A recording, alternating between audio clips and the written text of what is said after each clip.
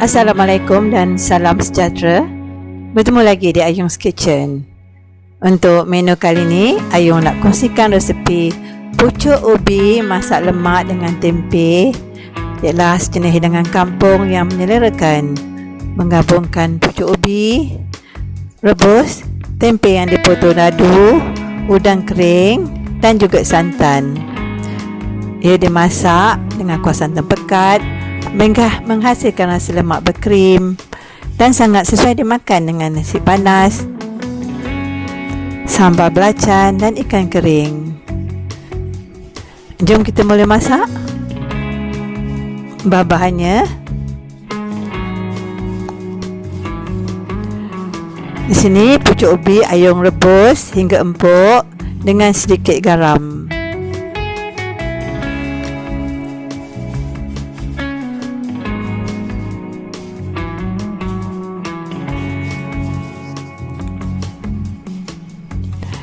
Satu keping tempe dipotong kecil.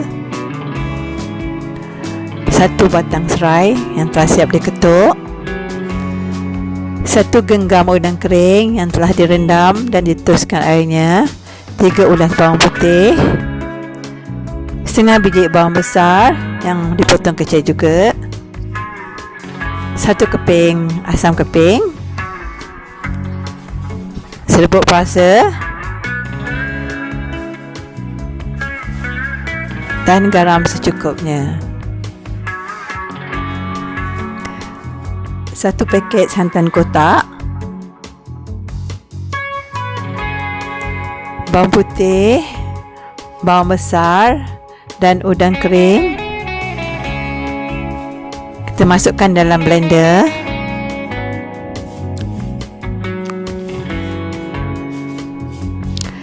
Tambahkan air.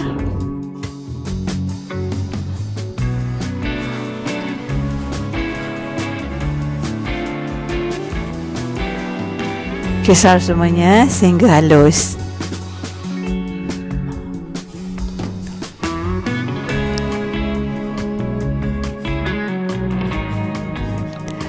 Tuang bahan kisar ke dalam periuk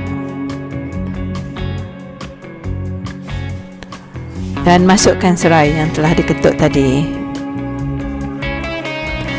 Apabila pucuk ubi kita telah empuk, tuang ke dalam tapisan dan tuskan airnya.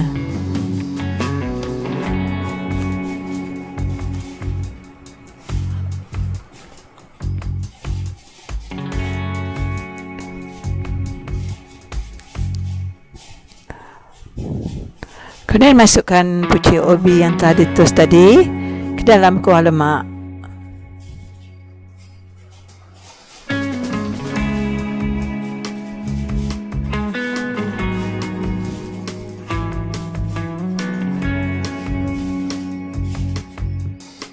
Gaul rata.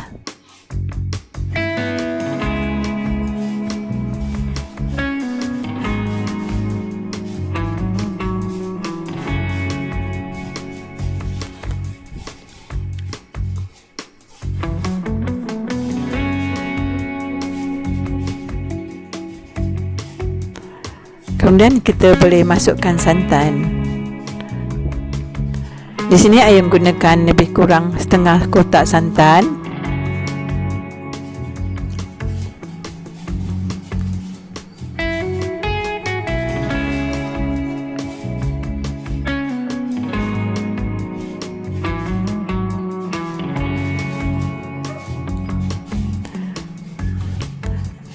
Terpulang pada selera masing-masing.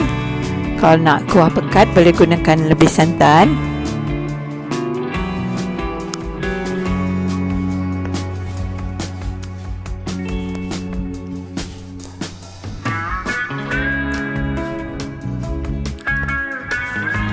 Kemudian kita boleh masukkan tempe yang telah kita potong kecil.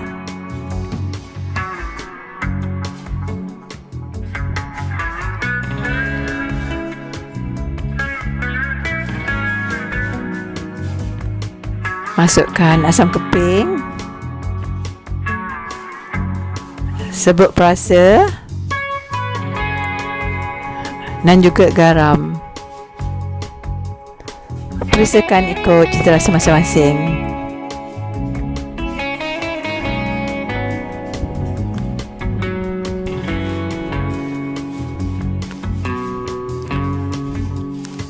Alhamdulillah, siap dah masakan kita.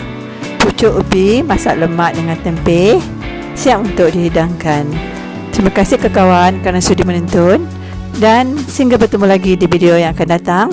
Assalamualaikum warahmatullahi wabarakatuh.